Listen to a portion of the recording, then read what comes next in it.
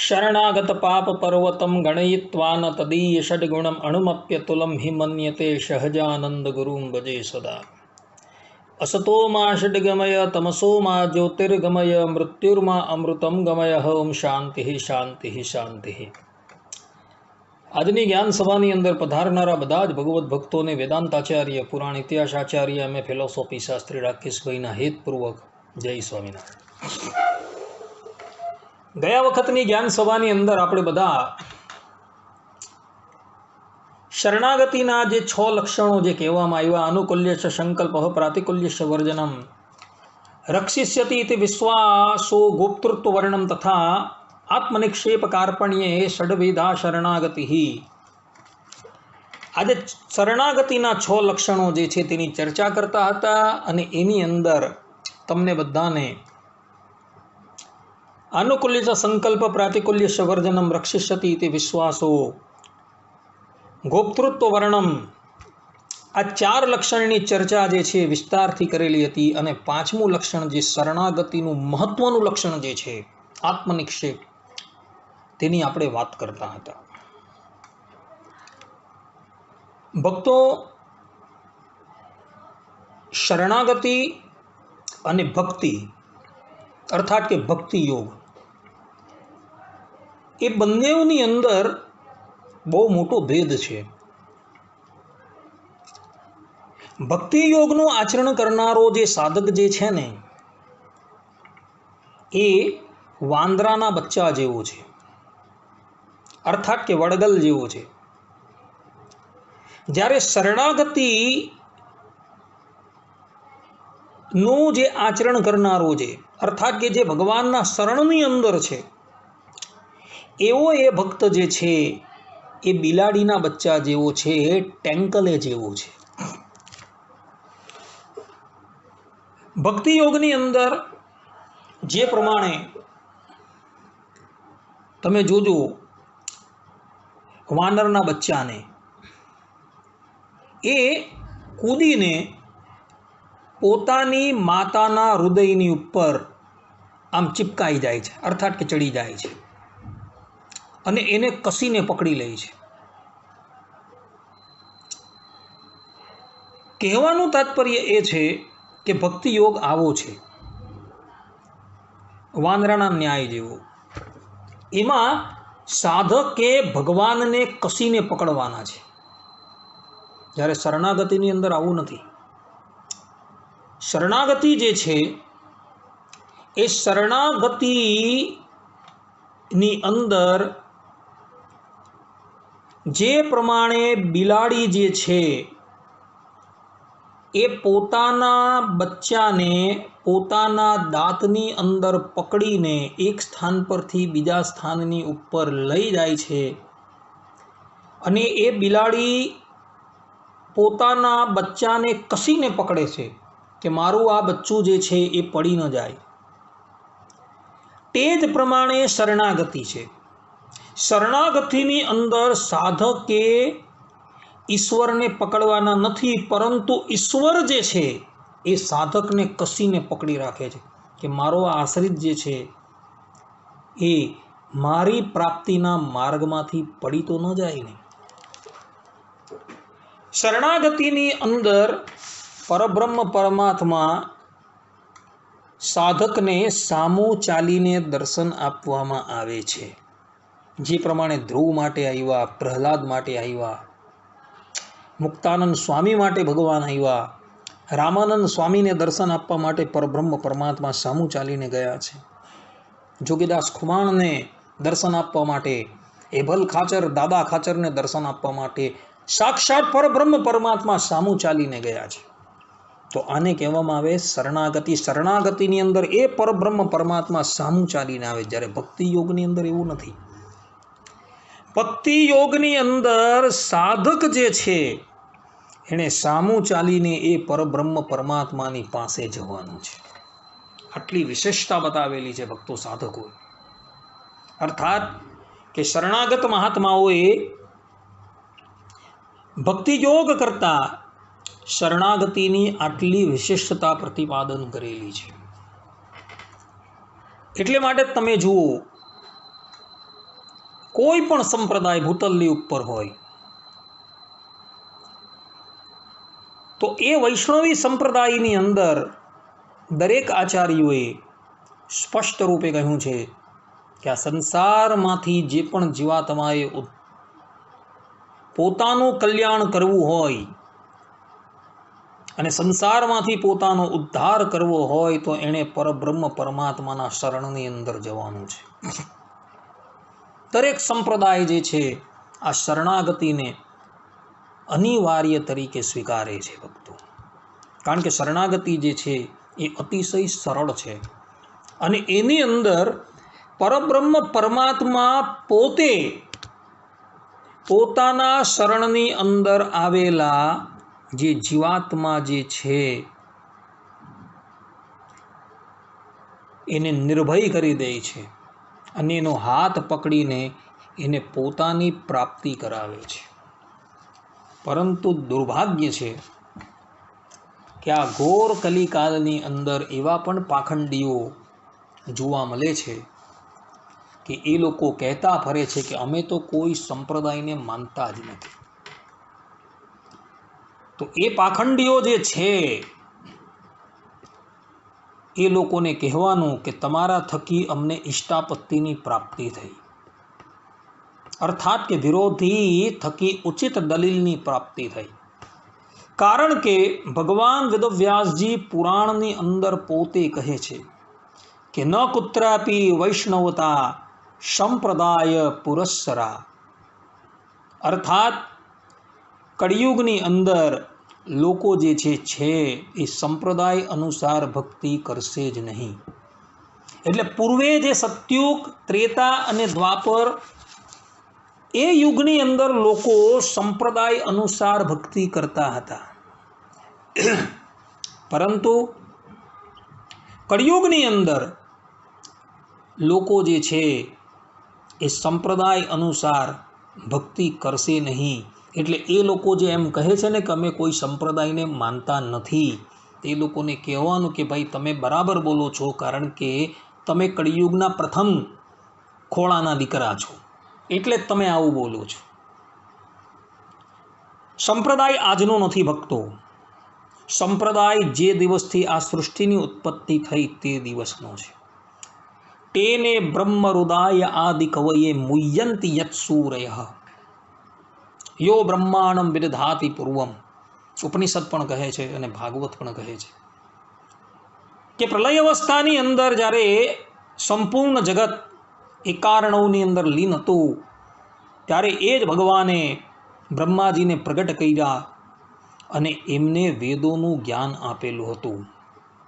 અને વેદોનું જ્ઞાન જ્યારે આપ્યું ત્યારે બ્રહ્માજી શિષ્ય થયા અને પરબ્રહ્મ પરમાત્મા શ્રીમદ નારાયણ જે છે એ ગુરુ થઈ ગયા. અને ગુરુ અને શિષ્યનો સંબંધ થવાથી સંપ્રદાયો ગુરુક્રમ, આ જે કોષ વાક્ય છે એ કોષ વાક્ય પ્રમાણે સૃષ્ટિની ઉત્પત્તિથી જ સંપ્રદાયની શરૂઆત થઈ ગઈ છે. એટલે જે લોકો એવું માને છે કે ભાઈ અમે તો સનાતન ધર્મી છીએ, અમે કોઈ સંપ્રદાયને માનતા નથી, તો એ લોકોને કહેવાનું કે સનાતન ધર્મ જે છે ને એ સમુદ્ર છે અને સંપ્રદાય જે છે એ સમુદ્રની લહેર છે. લહેરથી સમુદ્ર ક્યારેય પણ પૃથક ન થઈ શકે. આ પ્રમાણે સંપ્રદાય જે છે એ અનાદિના છે અને એના પ્રવર્તક જે છે એ પણ એ મહાનુભાવો જે છે એ દિવ્ય મુક્તો છે કે જે આ ક્યારેય પણ સંસારની અંદર આવેલા નથી. એ લોકો એ અનાદિ મુક્તો જે હતા તેઓને એ શ્રીમદ નારાયણ ભગવાને પોતાના તત્વોનો ઉપદેશ આપેલો હતો અને એ જ તત્વોનો ઉપદેશ અત્યારે ઘોર કલિકાલની અંદર તે સંપ્રદાયની ગાદીની ઉપર બિરાજમાન થયેલા આચાર્યોની પાસે સુરક્ષિત છે. અને એ દરેક સંપ્રદાયની અંદર દરેક આચાર્યોએ એક સુરે શરણાગતિનું પ્રતિપાદન કરેલું છે. આદિ જગતગુરુ શંકરાચાર્યજી જેવા નિર્વિશેષ બ્રહ્મને માનનારા જ્ઞાન માર્ગના ઉપાસી પણ એમ કહે છે કે તમારે સગુણ બ્રહ્મના શરણની અંદર જવાનું છે. અરે પોતે સગુણ બ્રહ્મના શરણની અંદર ગયા છે અને એ પરબ્રહ્મ પરમાત્માની ભક્તિ કરતા હતા. પ્રબોધ સુધા સાગરની અંદર લખેલું છે કે આચાર્ય શંકર જે છે એ ભગવાનની વન્ય ભોજન લીલાનું અખંડ ધ્યાન કરતા હતા. અર્થાત કે શ્રી કૃષ્ણ ભગવાન જે વનની અંદર ગોપાળોના મધ્યમાં બિરાજમાન થઈને જે દહીં અને ભાતનો જે કૌર આરોગતા હતા એ લીલાનું ધ્યાન આચાર્ય શંકર અખંડ કરતા હતા. એટલે જે લોકો એવું માને છે કે અમે તો કોઈ સંપ્રદાયને માનતા જ નથી, તો એ લોકો જે છે એ કળિયુગને પુષ્ટ કરે છે, બીજું કંઈ નથી. શરણાગતિના 6 લક્ષણોની અંદર આત્મનિક્ષેપ જે છે એ સ્વયં અંગી છે અને બાકીના જે 5 લક્ષણો જે છે એ અંગ છે. પોતાનું તન છે, મન છે, ધન છે, પોતાનો આત્મા છે, એ ભગવાન શ્રીમન નારાયણના ચરણારવિંદરની અંદર ન્યોછાવર કરી દેવાનો છે અને પોતે એક જળ પથ્થર જેવા છે, એવા પથ્થર જેવા થઈને ભગવાન શ્રીમન નારાયણના ચરણારવિંદરને આળોતી લેવાના છે પોતાની અંદર. આ રીતની શરણાગતિ જે છે એ આત્મનિક્ષેપ છે. તો આવી શરણાગતિ જે છે એ અંબરીશ રાજાની હતી ભક્તો. અંબરીશ રાજા એ સૂર્યવંશની અંદર પ્રગટ થયેલા નાભાગના અર્થાત કે પિતૃભક્ત નાભાગના દીકરા હતા. નાભાગ એ પોતાના પિતાની ઘણી સેવા કરતા હતા. એક વખત તેઓ વિદ્યા અધ્યયન કરવા માટે ગુરુકુલમાં ગયા હતા અને જ્યારે વિદ્યા અભ્યાસ કરીને પુનઃ પોતાના રાજ્યમાં આવેલા ત્યારે એના ભાઈઓએ એને મૂક્યા વગર રાજ્યનો બટવારો કરી દીધેલો હતો. અને જ્યારે નાભાગ પોતાના ઘરે આવ્યા ત્યારે એના ભાઈઓએ કહ્યું કે રાજ્યનો ભાગ તો પડી ગયો છે, અમે તારા ભાગની અંદર અમારા પિતાને રાખેલા છે, માટે તું તારા પિતાને રાખ. નાભાગ કહે કે તમારી જેવી આજ્ઞા. અને નાભાગ પોતાના પિતાને લઈને વનમાં ચાલ્યા જાય છે ને ત્યાં એ પોતાના પિતાની બહુ સેવા કરે છે. અને એ પિતાના આશીર્વાદથી નાભાગને ત્યાં અંબરીશ રાજાનું પ્રાગટ્ય થાય છે. ભક્તો, ભગવાનના ભક્તો જે છે ને એ એવા માતા પિતાના થકી જન્મ ગ્રહણ કરે છે કે એના માતા પિતાએ પૂર્વે જે છે એ બહુ મોટા પુણ્ય કરેલા હોય છે.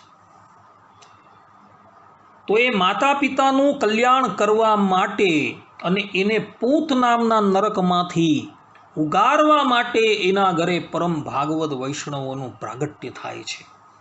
અને એ લોકો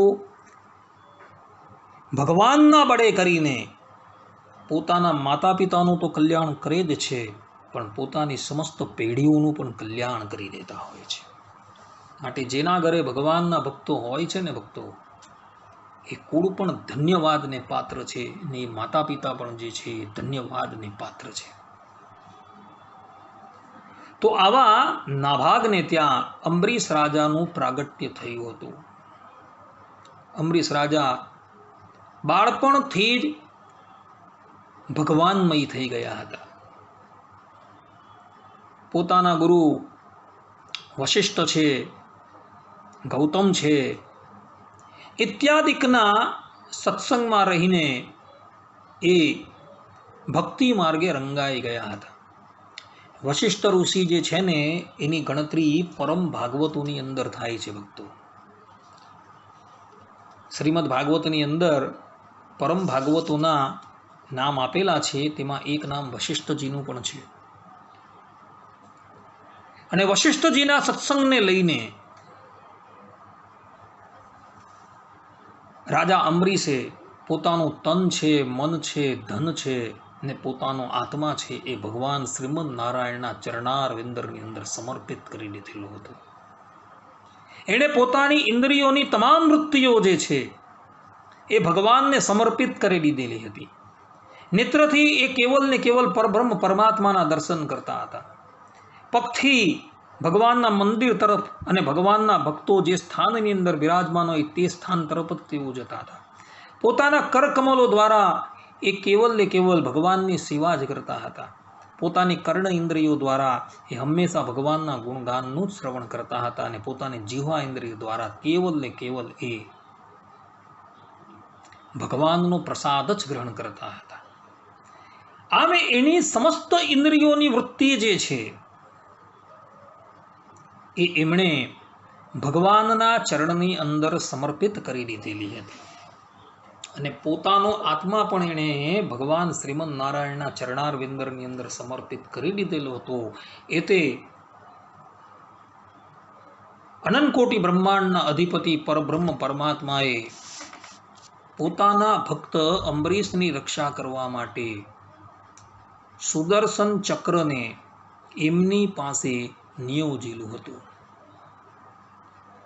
કે કોઈ પણ દિવસ કોઈ પણ વ્યક્તિ પોતાની તપસ્યાના બળે કરીને પણ મારા ભક્તને ક્યારેય પણ કષ્ટ ન આપે, એવા ઉદ્દેશ્યથી ભગવાન શ્રીમદ નારાયણે પોતાનું સુદર્શન ચક્ર અંબરીશ રાજાની પાસે નિયુક્ત કરેલું હતું.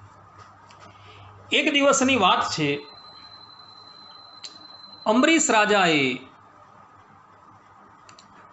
1 વર્ષ પર્યંત વિધિવત રીતે એકાદશીનું અનુષ્ઠાન કરેલું હતું અને એકાદશીનું ઉદ્યાપન જ્યારે તેઓ કરતા હતા તે જ સમયે પારણા કરવાના સમયે એટલે કે દ્વાદશીને દિવસે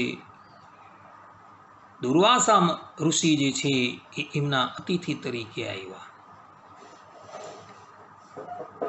અંબરીશ રાજાએ દુર્વાસા ઋષિને ભોજન કરવા માટે એટલે કે ભગવાનનો પ્રસાદ ગ્રહણ કરવા માટે નિમંત્રણ આપ્યું. દુર્વાસા ઋષિ કહે છે કે રાજન, અમે સ્નાન કરીને આવીએ છીએ. અંબરીશ રાજા કહે ભલે. હવે આ બાજુ શું થયું, બ્રાહ્મણ જે હોય ને તેને જલ મળી જાય અને પેટની અંદર લાડુ મળી જાય ને એટલે એ અગાળ પછાડનું કોઈ જોઈ નહીં.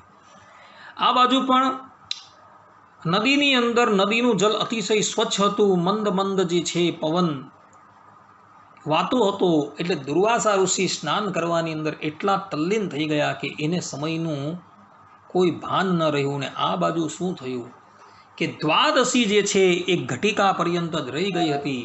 એટલે અંબરીશ રાજા જે છે વિચાર કરવા લાગ્યા કે આખા વર્ષભરની એકાદશી આપણે કરેલી છે, જો આ વખતે એકાદશીના પારણા આપણે દ્વાદશીને દિવસે ન કરી દીધા અને એવામાં જો ત્રયોદશી બેસી ગઈ તો આખા વર્ષ દરમિયાન જે પણ કંઈક આપણે એકાદશીનું અનુષ્ઠાન કરેલું છે એ બધું જ અનુષ્ઠાન નિષ્ફળ થઈ જાય.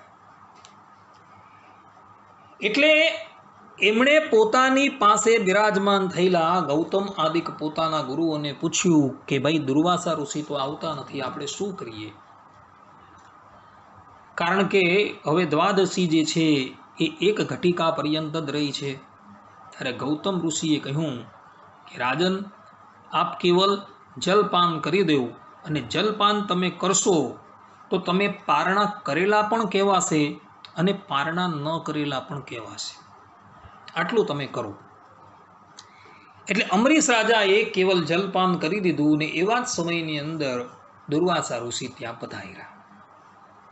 દુર્વાસા ઋષિએ પોતાની તપસ્યાના બળથી એ જાણી લીધું કે ભાઈ અંબરીશ રાજાએ જે છે એ પારણા કરી લીધેલા છે.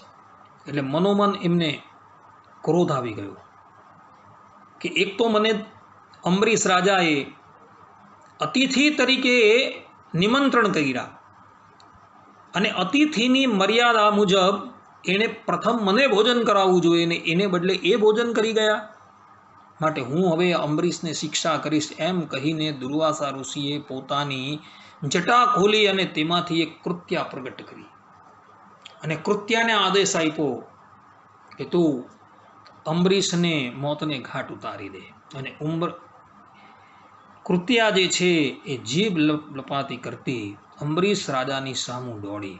અંબરીશ રાજા તો નિશ્ચિંત થઈને પોતે જેમ હતા તેમ જ ત્યાં ઊભા રહી ગયા. એ પોતે ભગવત ભક્ત છે. એના ભજનનો પ્રતાપ એટલો બધો જે છે કે સંકલ્પ કરે ને ત્યાં જ કૃત્યાને બાળીને ભસ્મ કરી દે એટલી શક્તિ છે. પરંતુ એણે એનો કોઈ પ્રતિકાર ન કર્યો, કારણ કે એ જાણતા હતા કે મેં મારું તન મન ધન જે છે એ પરબ્રહ્મ પરમાત્માના ચરણાર વિંદરની અંદર સમર્પિત કરી દીધેલું છે. એટલે ભગવાન જે છે એ મારી રક્ષા કરનારા છે. એ નિશ્ચલ ભાવે ત્યાં ઊભા રહી ગયા. એવા જ સમયની અંદર જ્યાં કૃત્યા અંબરીશ રાજાની સમીપ આવી એટલે ભગવાને પોતાના ભક્તોની રક્ષા કરવા માટે જે સુદર્શન ચક્ર નિમેલું હતું એ સુદર્શન ચક્ર દોડ્યું અને એણે કૃત્યાના કટકે કટકા કરી નાખ્યા. અને ત્યારબાદ કૃત્યાને મોકલનારા દુર્વાસાની પછાડી એ સુદર્શન ચક્ર દોડ્યું. દુર્વાસાએ જોયું કે સુદર્શન ચક્ર જે છે એ મારો વધ કરવા માટે મારી પછાડી દોડી રહ્યું છે. એટલે એ પણ ત્યાંથી ભાગ્યા અને એક પછી બધા દેવતાઓના શરણમાં ગયા. પરંતુ શરણાગત થવા માટે જેવા એ ગયા ત્યાં બધા દેવતાઓએ જોયું કે ભગવાનનું આયુધરાજ સુદર્શન ચક્ર એમની પછાડી પડેલું છે. બધા જ દેવતા ભવ બ્રહ્માદિક બધા જ દેવતાઓએ એની માંગણીને સ્વીકાર ન કરી, કારણ કે એ લોકો જાણતા હતા કે આયુધરાજ સુદર્શન ચક્રનો સામનો કરવો એ અમારા વશની વાત નથી. કોઈએ અંબરીશ રાજાને અભયદાન ન આપ્યું. અંતે દુર્વાસા ઋષિ, કોઈ પણ વ્યક્તિએ દુર્વાસા ઋષિને અભયદાન ન આપ્યું એટલે દુર્વાસા ઋષિ અંતે વૈકુંઠ લોકની અંદર ગયા અને વૈકુંઠ લોકમાં જઈને શ્રીમન નારાયણના ચરણમાં પડી ગયા અને કહેવા લાગ્યા કે પ્રભુ, તમારા આ સુદર્શન ચક્ર થકી મારી રક્ષા કરો. ત્યારે ભગવાન શ્રીમન નારાયણ શું બોલ્યા કે અહમ ભક્ત પરાધીન, કે હું ભક્તોને પરાધીન થઈ ગયો છું. એ ભક્તોએ મારા મનને પોતાની તરફ એવી રીતે આકર્ષિત કરી દીધેલું છે કે હું એ લોકો થકી સહેજ પણ અલગ થઈ શકતો જ નથી. માટે તમે જેનો અપરાધ કરેલો છે એવા એ અંબરીશ રાજાના ચરણની અંદર જાઓ. અંબરીશ રાજા જો તમને ક્ષમા કરશે તો આ સુદર્શન ચક્રનો તાપ જે છે એ નિવૃત્ત થઈ જશે. દુર્વાસા ઋષિ દોડતા અંબરીશ રાજાના ચરણમાં આવ્યા છે. આ જે સમસ્ત ઘટનાક્રમ થયો તેની અંદર 1 વર્ષનો સમય વ્યતીત થઈ ગયો છે. ત્યાં સુધી અંબરીશ રાજાએ અન્ન પણ પોતાના મુખની અંદર મૂક્યું નથી અને જલનું એક ટીપું પણ લીધું નથી. દુર્વાસા ઋષિ દોડતા આવ્યા અને અંબરીશ રાજાના ચરણમાં પડી ગયા. અંબરીશ રાજા દુર્વાસા ઋષિ જેવા ચરણમાં પડે ત્યાં જ એમને ઉઠાવી લીધા અને પોતે અંબરીશ રાજા જે છે એ દુર્વાસાને સાષ્ટાંગ પ્રણામ કરવા લાગ્યા. અને ત્યારબાદ અંબરીશ રાજાએ સુદર્શન ચક્રની સ્તુતિ કરી અને એને શાંત કરી દીધું. અને પછી દુર્વાસા ઋષિને ભરપેટ ભોજન કરાવી તૃપ્ત કર્યા, દક્ષિણાઓ આપી અને એમને પોતાના ગંતવ્ય સ્થાનની ઉપર મોકલી દીધા. કહેવાનું તાત્પર્ય અહીં એવું છે કે આ ચરિત્રની અંદર બ્રહ્મબળ કરતાં વૈષ્ણવ બળની અધિકતા જોવા મળે છે. દુર્વાસા ઋષિ બ્રાહ્મણ છે, અંબરીશ રાજા ક્ષત્રિય છે. દુર્વાસા ઋષિ તપસ્વી છે, અંબરીશ રાજા ગ્રહસ્થ છે, એમણે એવું તપ નથી કર્યું. દુર્વાસા ઋષિની અંદર પરબ્રહ્મ પરમાત્માને વિશે ભક્તિ છે, અંબરીશ રાજાની અંદર પણ પરબ્રહ્મ પરમાત્માને વિશે ભક્તિ છે. પરંતુ દુર્વાસાની ભક્તિ કરતાં અંબરીશ રાજાની ભક્તિ જે છે એ સર્વોત્કૃષ્ટ છે. એણે તન મન ધન બધું ભગવાનના ચરણની અંદર ન્યોછાવર કરી દીધું છે અને પોતે કેવલ ને કેવલ શ્રીમદ નારાયણના સેવક છે એ ભાવનાથી એ સંસારનો વ્યવહાર કરતા હતા અને કેવલ એક વૈષ્ણવ બળના જોરે એણે બ્રહ્મબળને સમાપ્ત કરી દીધું છે. વૈષ્ણવ બળ અને બ્રહ્મબળ જ્યારે આમને સામને આવે છે ને ત્યારે વૈષ્ણવ બળની શક્તિ જે છે એ બ્રહ્મબળ કરતાં અનેક ગણી વધી જાય છે. એ આ અંબરીશ રાજાના પ્રસંગની અંદર જોવા મળે છે.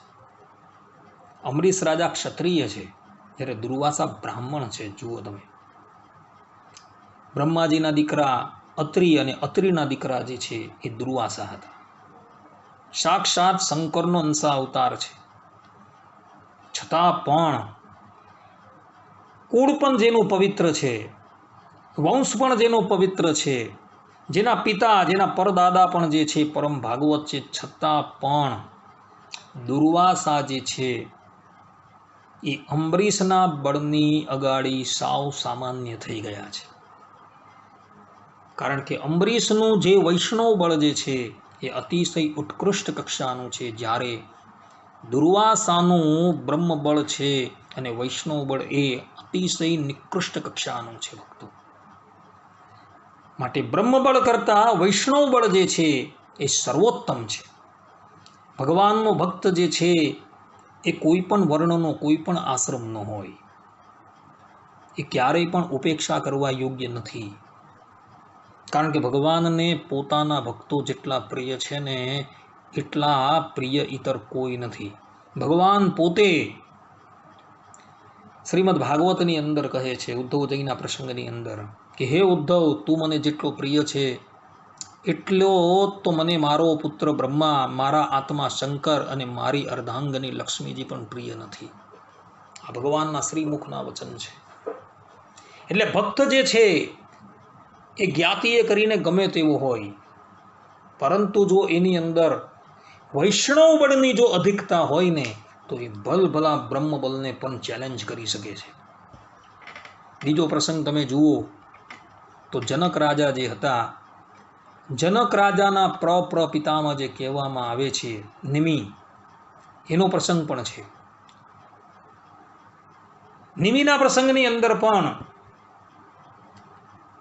એવું જ જોવા મળે છે કે જ્યારે વશિષ્ઠ ઋષિએ એમને શાપ આપ્યો તો એ નિમિએ પણ વશિષ્ઠ ઋષિને શાપ આપી દીધેલો હતો. કારણ કે એની અંદર પણ વૈષ્ણવ બળ હતું. વશિષ્ઠની અંદર વૈષ્ણવ બળ અને બ્રહ્મબળ હતું, પરંતુ નિમિની અંદર પણ હતું એવું વૈષ્ણવ બળ. તો એને લઈને એ વશિષ્ઠ જેવા ધુરંધર તપસ્વીને પણ શાપ આપવા માટે શક્તિમાન થઈ ગયા હતા. અને એને લઈને એમ કહેવાય છે કે વશિષ્ઠ ઋષિએ ઉર્વશી થકી પ્રગટ થવું પડેલું હતું. પોતાનો દેહ ત્યાગ કરીને એક વેશ્યાના ઘરે એણે જન્મ લેવો પડેલો હતો. માટે જે વ્યક્તિએ પોતાનું તન મન ધન બધું ભગવાનને અર્પણ કરી દીધેલું છે, તેની રક્ષા કરવાની જવાબદારી પરબ્રહ્મ પરમાત્મા શ્રીમદ નારાયણની છે. જેમ અમરીશની રક્ષા કરવાની જવાબદારી પરબ્રહ્મ પરમાત્માએ પોતાના મસ્તકે ઉઠાવી લીધેલી, તે જ રીતના છે.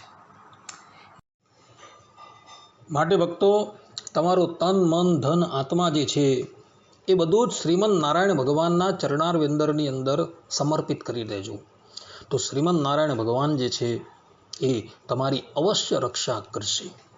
આટલું કહીને હું મારા પ્રવચનને અહીં વિરામ આપું છું. હવે પછીની જ્ઞાન સભાની અંદર પણ આપણે બધા શરણાગતિના મુખ્ય લક્ષણ આત્મનિક્ષેપ પર જ ચર્ચા કરશું. ત્યાં લગીન બધા જ ભગવદ્ ભક્તોને હેતપૂર્વક જય સ્વામિનારાયણ. સર્વે સંતો નિરામયઃ, સર્વે સુખીનો ભવંતુ, સર્વે ભદ્રાણી પશ્યંતુ, મા કશ્ચિદ દુઃખ ભાગ ભવેત. અસ્તુ. જય સ્વામિનારાયણ.